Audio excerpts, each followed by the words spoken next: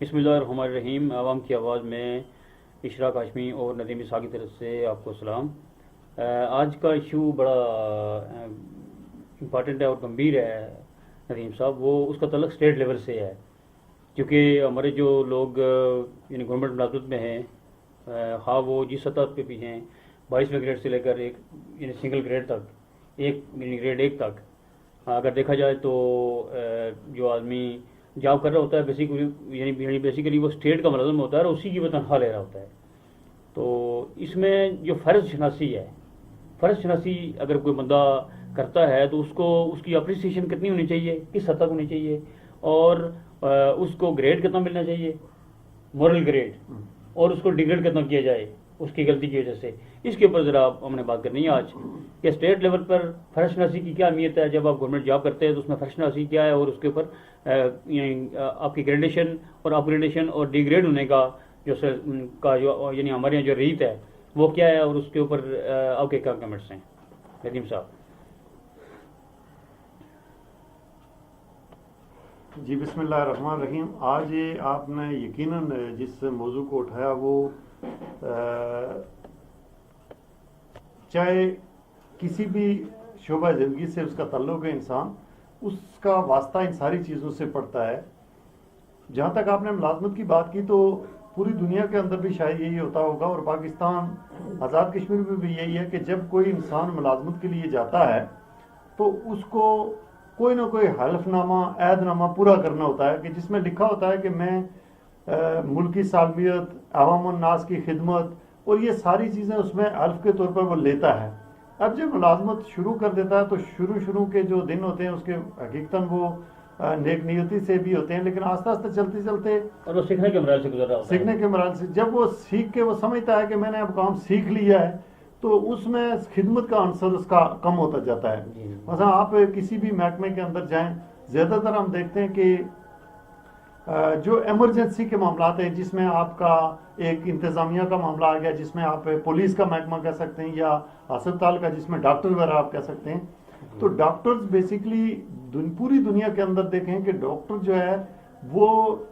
اس کو میں سمجھتا ہوں کہ قدرت خدا کی ذات کے بعد انسان سب سے زیادہ اپنے قریب تر سمجھتا ہے. لیکن آج کل آپ دیکھیں، ٹھیک ہے ڈاکٹرز کے ساتھ بھی مشکلات ہیں، ہم سمجھتے ہیں کہ وہ بھی سوسائٹی، معاشرے، ملک کا حصہ ہوتے ہیں، لیکن جب وہ اپنی ایک ڈیوٹی پہ آتے ہیں تو ان کو اپنی ڈیوٹی کا احساس ہونا چاہیے کہ سب سے بڑا رویہ ڈاکٹر کا جو رویہ ہوتا ہے وہ کسی مریض کو صحت مندانہ طرف دھکیلنے میں مدد دیتا ہے، یا صحت کی طرف پہلا قدم جو ڈاکٹر کا رویہ آتا ہے. اب جو بھی بندہ جاتا ہے تو اس کا لازمی بات ہے کہ کوئی اگر خود مریض ہے یا اس کے کوئی لواحقین میں ہے، کوئی رشتہ داروں میں ہے کوئی، تو ان کی وجہ سے وہ پہلے ہی ذہنی طور پر بڑی کوفت کے اندر مبتلا ہوتا ہے. اب ہماری جو ریاست ہے، آزاد کشمیر کی بات کہیں، پاکستان کے اندر کہیں، تو اس میں اسٹیٹ نے جو ایک عام آدمی ہے اس کے 18 19 20 اسکل کے لوگوں کے لیے تو فیسلٹیز دی ہیں کہ آپ کو سرکاری سطح پر علاج ملے گا، آپ کی ضروریات کہیں نہ کہیں سے پوری ہوتی ہیں. لیکن جو ایک عام آدمی ہوتی ہے، غربت کی چکی میں پسا ہوا انسان، جب اس کی پہلے ہی خوراک کے مسائل، باقی چیزیں اس کو بیمار ہی کر دی جاتی ہیں، جب وہ ڈاکٹر کے پاس جاتا ہے تو ڈاکٹر جو ہے وہ اچھے طریقے سے ٹریٹ نہیں کرتا. پھر اس انسان کے ذہن میں نہ صرف پھر جو آپ کی پرائیویٹ پریکٹس آتی ہے اس کا بھی ایک لالچ کا عنصر آتا ہے. تو یہ سب سے میں یہ سمجھتا ہوں کہ شام کے ٹائم میرے پاس آئے، بالکل ایسے میں آپ کو سینکڑوں کیسز بتا سکتا ہوں، دکھا سکتا ہوں کہ جس کی ویڈیو آڈیو پڑی ہوئی ہیں کہ ڈاکٹرز کے غیر ذمہ دارانہ طرز یا اس کی پرائیویٹ طور پر اس خدمت یا لالچ کے عنصر میں اس نے حکومتی جو اسپتال ہوتا ہے جو عوام الناس کی بہتری کے لیے، علاج معالجے کے لیے، وہاں اس کا علاج ہی کیا. اور کتنی ایسی خواتین ہیں جو تڑپ کے یا تو ان کی ڈیتھ ہوئی یا ان کے جو بچہ جس کی پیدائش ہوئی تھی وہ ان کی ڈیتھ ہوئی، بچہ دونوں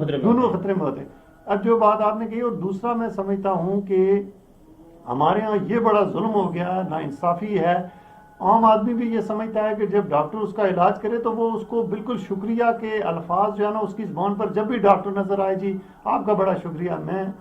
हाशमी साहब आसान समझ लेते हैं, आसान समझता मैं हालांकि उसकी ड्यूटी है। ड्यूटी है। मैं हाशमी साहब इंतहाई माजरत के साथ डॉक्टर जब बुनियादी तौर पर डॉक्टर्स की इसलिए मैंने स्टार्टिंग की कि ये इंसानियत में सबसे बढ़कर होना चाहिए इसका जो रुतबा है। और जब ये कोई भी इंसान डॉक्टरी की तरफ जाता है, जब एक कॉलेज की जिंदगी से एफएससी करके इंसान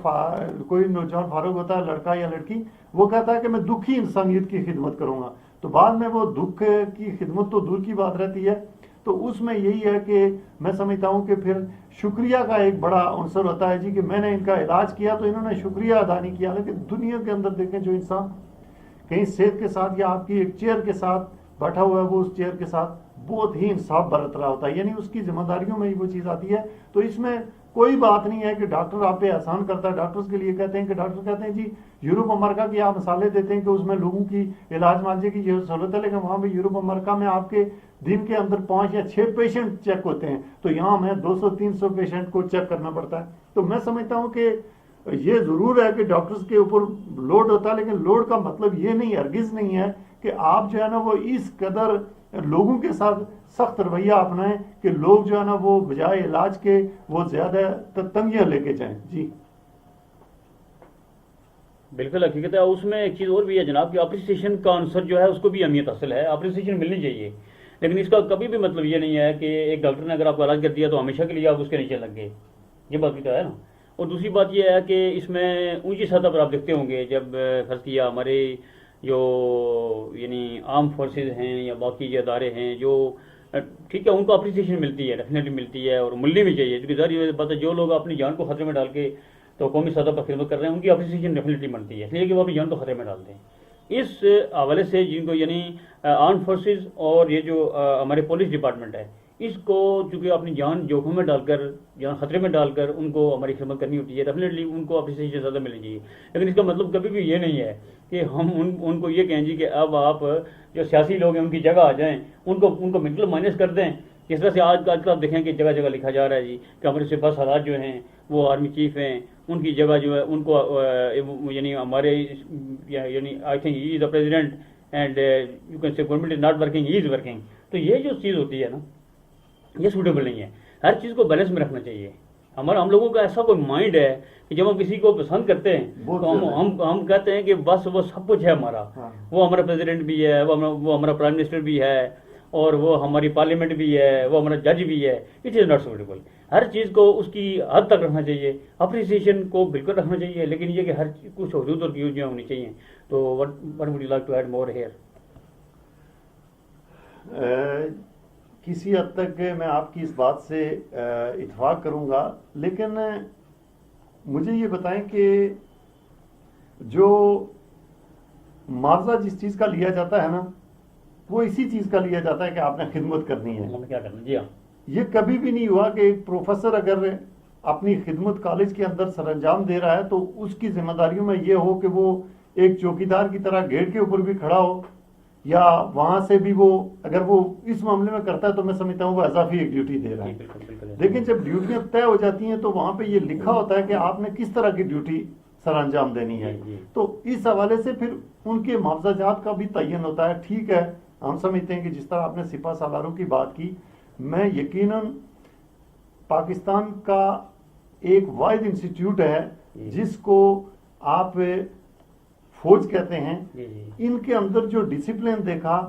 एक ही हमारे पास जो खिदमत देखी, मैं समझता हूं कि ये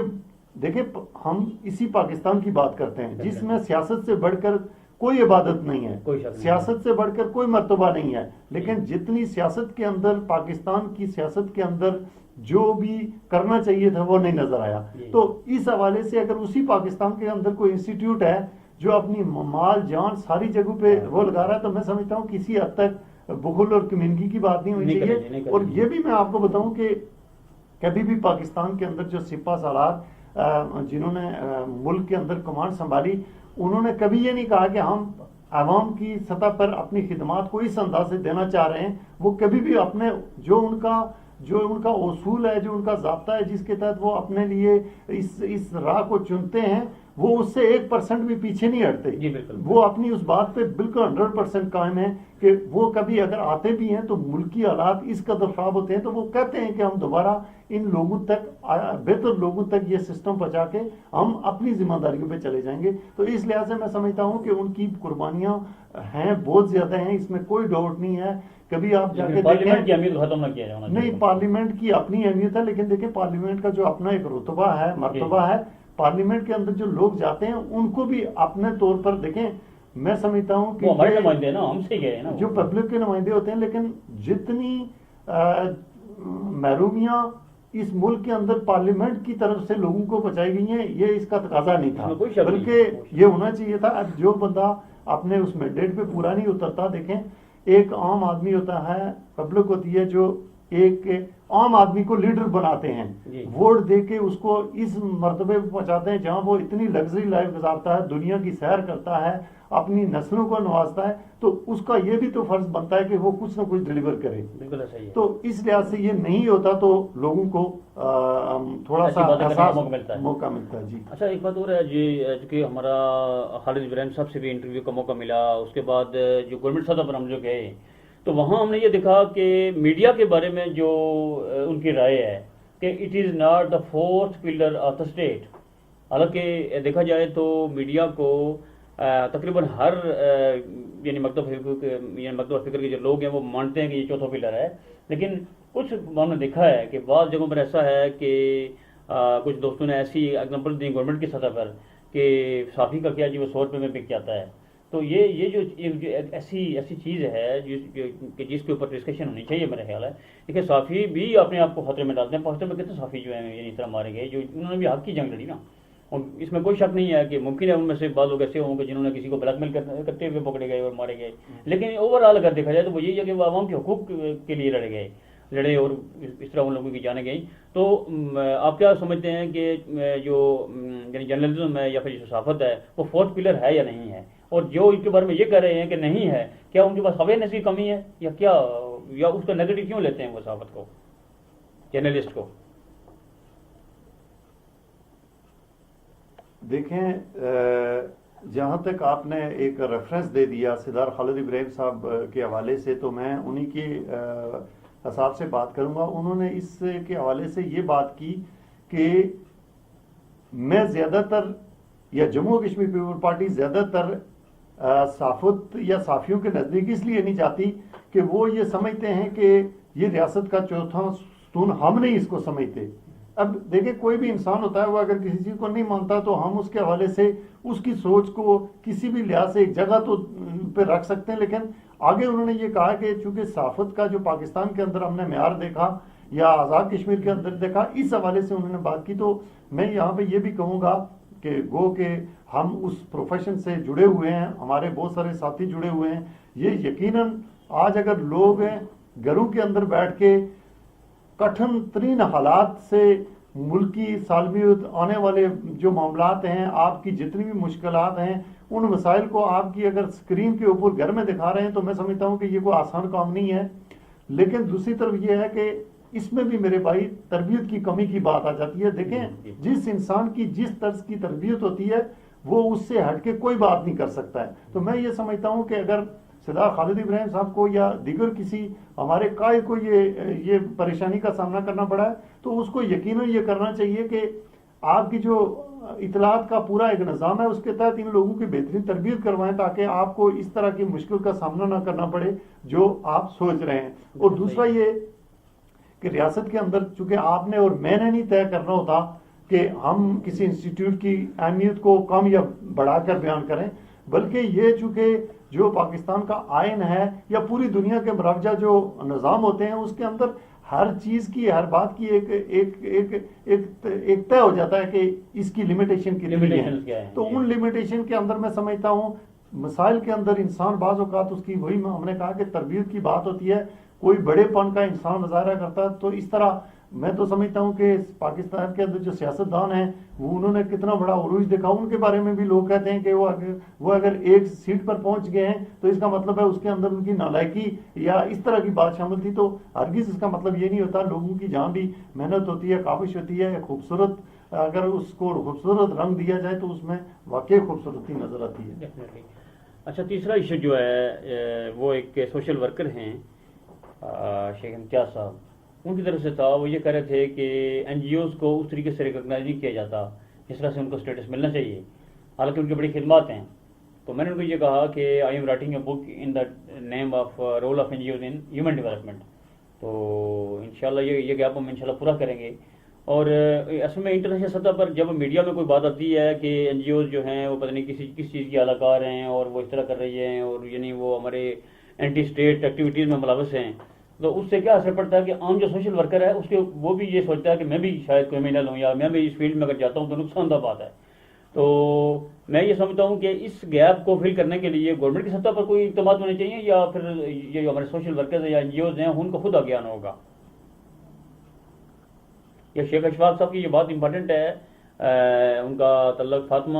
ویلفیئر ٹرسٹ سے باغ میں ہوتے ہیں. جی دیکھیں، ان کا ایک سوال ہے، وہ خود بھی مطلب گورنمنٹ میں ہیں، وہ گورنمنٹ ٹیچر. آپ نے جس اہم ایشو کو اس وقت بھی ڈسکس کیا، میں سمجھتا ہوں کہ یہ بہت بڑی ڈیبیٹ سیبل باتیں ہیں. ان کے اوپر سیمینار اور ورک شاپس کی ضرورت ہے. اس کے لیے ہم پورا پروگرام رکھیں گے جس میں اس کے حوالے سے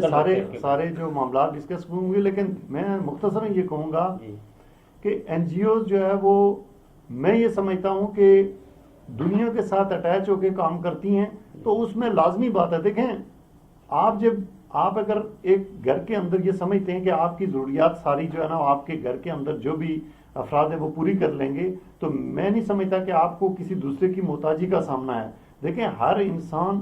دنیا کے اندر دوسرے کسی نہ کسی انسان سے جڑا ہوا ہے، اس کی ضروریات کی تکمیل دوسرے کسی انسان نے کرنی ہے.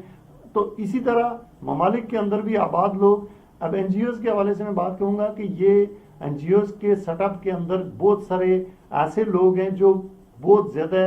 مستند، ماہر اور تجربے کار لوگ ہیں اور یہاں پر پروفیشنل ہیں. اور میں آپ کو بتاؤں کہ جتنے بھی ہم نے ان کی ورکشاپ سیمینار اٹینڈ کیے، میں نے یہ دیکھا کہ وہ ایک ترتیب سے کام کرتے ہیں. ٹھیک، اب ہمارے لیے یہ بڑا المیہ ہے، ظلم ہے، ناانصافی ہے کہ آپ دیکھیں کہ اگر آزاد کشمیر کے اندر ایک زلزلہ ہے یا پاکستان کے کچھ علاقوں کے اندر یا مقبوضہ کشمیر میں، تو اگر تو آپ یہ کہتے ہیں کہ ہم اسلامی ملک ہیں اور صرف مسلمان ممالک سے ہی مدد لیں گے، تو پھر ہونا یہ چاہیے تھا کہ اس زلزلے کے اس سانے کو کنٹرول کرنے کے لیے یا اس کو دوبارہ لوگوں کو پاؤں پہ کھڑا کرنے کے لیے آپ یہ کہہ دیتے کہ ہم نے صرف اور صرف مسلمانوں سے مدد لینی ہے، تو اس میں آپ کا پردہ کلچر یا جو بھی آپ کی ثقافت ہے اس کا برم رہ جاتا ہے. اب مجھے یہ بتائیں کہ کیوبا آیا، اب ان کی جو یہاں پہ لیڈیز آئیں، یا تو آپ نے یہ تعین کیا ہو کہ ہمارا پاکستان کا بندہ کہیں باہر جائے گا تو وہ باہر جب جائے گا تو وہ یعنی اپنے ملبوسات جو ہے نا وہ اس طرح کے نہیں پہنے گا یا پہنے گا، یا جو آئے گا تو اس کو ہمارے ملک کی جو ترتیب ہے اس کو اپنانا پڑے گا. تو میرے بھائی ایسے ہوتا نہیں ہے. اب یہاں پر جو این جی اوز کے حوالے سے میں 100% نہیں کہتا، لیکن 80% میں سمجھتا ہوں کہ جب بھی کوئی این جی او کسی ملک کے اندر جاتی ہے تو وہ سب سے پہلے جس طرح عام ایک ملازمت کا طریقہ کار ہے، عام ایک معاہدوں کا ہے کہ وہ لکھتی ہے کہ میں نے آپ کی ملکی سالمیت کے خلاف کوئی کام نہیں کرنا، آپ کے تمام حدود، آپ کی جو جتنے بھی معاملات ہیں اس کو مد نظر رکھ کے کام کرنا ہے. اب جب یہاں پہ خطرے والی بات یہ ہوتی ہے کہ جب این جی اوز کسی بھی معاملے پہ قدم اٹھاتی ہیں کہ یہاں پر وائلیشن ہو رہی ہے، یہاں بھوکے بچے غربت سے مر رہے ہیں، تو وہ یونیسیف کا ادارہ، ورلڈ بینک کا ادارہ، تو جب ہمارے اوپر بات آتی ہے کہ ہم نالائق ہیں، ہماری نالائکی ہیں، تو اس وقت ہم کہتے ہیں کہ ان کو لگام دو یار، ان کو کس نے اتنا بڑا اختیار دے دیا، ہم تو منتخب لوگ ہیں. تو اس حوالے سے بھی ورک کرنے کی ضرورت ہے. اور پھر میں یہ بھی بتاؤں کہ این جی اوز کے اندر ڈیفینیٹلی بات یہ ہے کہ آپ کا جب پاکستان کے اندر یا آزاد کشمیر کے اندر یا دیگر ممالک کے اندر جہاں این جی اوز جاتی ہیں تو وہ مختلف رپورٹس مرتب کرتی ہیں کہ ہم نے یہاں پر اس ادارے کے اندر یہ عنصر کم دیکھا، تو وہ بین الاقوامی طور پر ڈسکس ہوتی ہیں، تو پھر وہ ملک سمجھنے لگتے ہیں کہ یہ ہمارے ملک کے خلاف کر رہی ہیں. میں سمجھتا ہوں کہ ان کے اوپر بھی چیک اینڈ بیلنس کی ضرورت ہے. لیکن این جی اوز کا مقصد کیا ہے؟ این جی اوز بنتی کیسے ہیں کہ یہ کچھ لوگ مخیر حضرات جن کو کہتے ہیں، یہ مل کر اس کو بناتے ہیں اور لوگوں کی فلاح کے لیے میں سمجھتا ہوں کہ اس کو استعمال میں لایا جانا چاہیے. دیکھیں، یہ آپ کی بات بڑی وزن رکھتی ہے، لیکن میں آپ کو بتاؤں کہ این جی اوز بیسیکلی اس کنسیپٹ کا نام ہے کہ سی ایس آر فنڈنگ جسے کہتے ہیں، کارپوریٹ سوشل ریسپانسبلٹی، جس کا میں نے کل بھی ذکر کیا تھا کہ ایک آدمی جو ہے وہ اگر بزنس مین ہے اور وہ اپنی آمدن کا ایک مخصوص حصہ جو ہے اگر وہ چیریٹیز کو دیتا ہے تو وہ اس کو پھر کہتے ہیں کہ یہ آپ کی ٹیکسیبل آمدن ہے، اس میں سے اس کو نفی کرتے ہیں آپ. تو بیسیکلی جو آپ کا ٹیکس آپ سے جمع کیا جاتا ہے اس کا مقصد بھی یہی ہوتا ہے کہ the amount of money collected from the businessman to be utilize for the welfare of the people. تو وہی اقام اگر ایک جو بزنس مین ہے اپنے پیسے سے کسی چیریٹی کے ذریعے کروانا چاہتا ہے تو اس کو پھر کیوں ٹیکس سے تبدیل کرتے ہیں کہ بیسیکلی اس کا مقصد یہ ہے کہ اس کا کسی مذہب سے کسی علاقے سے کسی جگہ سے اس کا کوئی تعلق نہیں ہے. خدمت حلق جو ہے وہ ٹوٹلی انسان کی بنیاد پر ہے. تو یہ بات آپ کی صحیح ہے کہ اس میں حدود و قیود ہونی چاہیے، اس پر ہم خصوصی انشاءاللہ پروگرام کریں گے. آج کا ہمارا جو پروگرام ختم ہوا، انشاءاللہ کل مزید جو معاملات ہیں ان کے اوپر انشاءاللہ ڈسکشن کریں گے. تو see you soon tomorrow with other important topics, but particularly we will discuss the importance of NGOs اور ان کی NGOs کو کس حد تک ہونا چاہیے کسی اسٹیٹ میں. لوکل NGOs کی کیا اہمیت ہے، انٹرنیشنل NGOs کی کیا ہے اور نیشنل NGOs کی کیا اہمیت ہے، اس کی جو لمیٹیشن ہونی چاہیے، کیا سلسلہ ہونا چاہیے. انشاءاللہ کل تک کے لیے آپ ہمیں اجازت دیجیے. انشاءاللہ آپ سے پھر ملاقات ہوگی. السلام علیکم ورحمۃ اللہ.